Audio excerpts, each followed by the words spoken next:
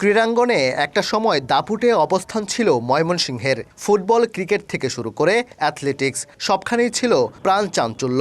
কিন্তু বিগত বছরগুলোতে নানা অব্যবস্থাপনা, অবকাঠামোগত সংকট, নিয়মিত লিগের অভাব আর পৃষ্ঠপোষকতার ঘাটতিতে জেলার ক্রীড়াঙ্গন হারিয়েছে তার আগের জৌলুস।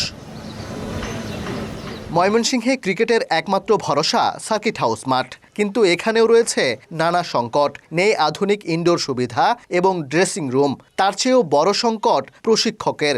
সংস্কারের অভাবে মোটামুটি ব্যবহারের অনুপযোগী হয়ে পড়েছে জেলা স্টেডিয়াম, যার ফলে চলতি মৌসুমে বাফুফে প্রিমিয়ার লিগের ভেন্যু তালিকা থেকে বাদ দেয় স্টেডিয়ামটি।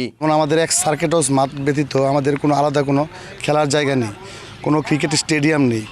আবার এই সার্কিট হাউস মাঠে আপনি দেখতে পারবেন যে এখানে আমাদের লিগ হয় রেগুলার, কিন্তু একটা ড্রেসিং রুমের কোনো ব্যবস্থা নেই। গ্লিটারের টুইন লেমন ও অ্যান্টিব্যাকটেরিয়াল ফর্মুলা বাসনকে চকচকে জীবাণুমুক্ত করে আমাদের দেয় গ্লিটার গ্যারান্টি। 3-4 বছর ধরে ময়মনসিংহ জেলা দল ন্যাশনাল চ্যাম্পিয়নশিপ যেটা হয় সেটাতে খুব ভালো রেজাল্ট আছে, কিন্তু আসলে দেখেন রেজাল্ট করতেছে ভালো, কিন্তু দুইটা প্লেয়ার যে একটু উপরে খেলবে বা এসপিতে আসবে, ন্যাশনাল টিমে আসবে, তেমন কিন্তু পারতেছে না। তো আমার মনে হয় যে আরেকটু ফ্যাসিলিটি বাড়ানো উচিত, ক্রিকেট বোর্ডেরও উচিত আরেকটু ময়মনসিংহের প্রতি মনোযোগ দেওয়া। এটা পরিকল্পনা অনুযায়ী আগাইতে হবে। জেলা ক্রীড়া সংস্থা নতুন করে গঠন করে যারা ক্রীড়ার মধ্যে যারা খেলাধুলার সাথে জড়িত তাদেরকে রাখলে এবং প্ল্যান অনুযায়ী যদি কাজ করি সেই ক্ষেত্রে আমরা ভবিষ্যতে ময়মনসিংহের যে ফুটবল বা অন্য খেলাগুলোর যে জৌলুস আছে সেটা আমরা ফিরিয়ে আনতে পারব।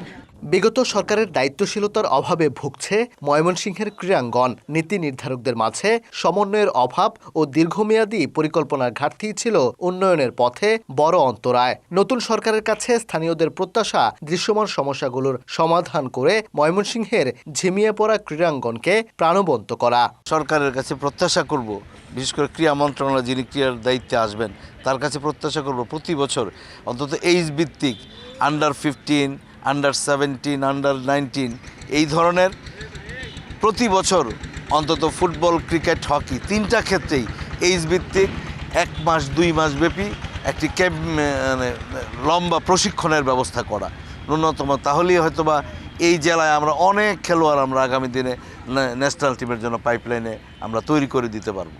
ত্রয়োদশ জাতীয় সংসদ নির্বাচনে জয়ী হয়েছেন একাধিক ক্রীড়া সংশ্লিষ্ট। তাদের সুদৃষ্টি আর সঠিক পরিকল্পনায় ময়মনসিংহের ক্রীড়াঙ্গন আবারও ফিরে পাবে তার গৌরব, এমনটাই প্রত্যাশা ক্রীড়ামোদীদের। ওবায়দুল হক, সময় সংবাদ, ময়মনসিংহ।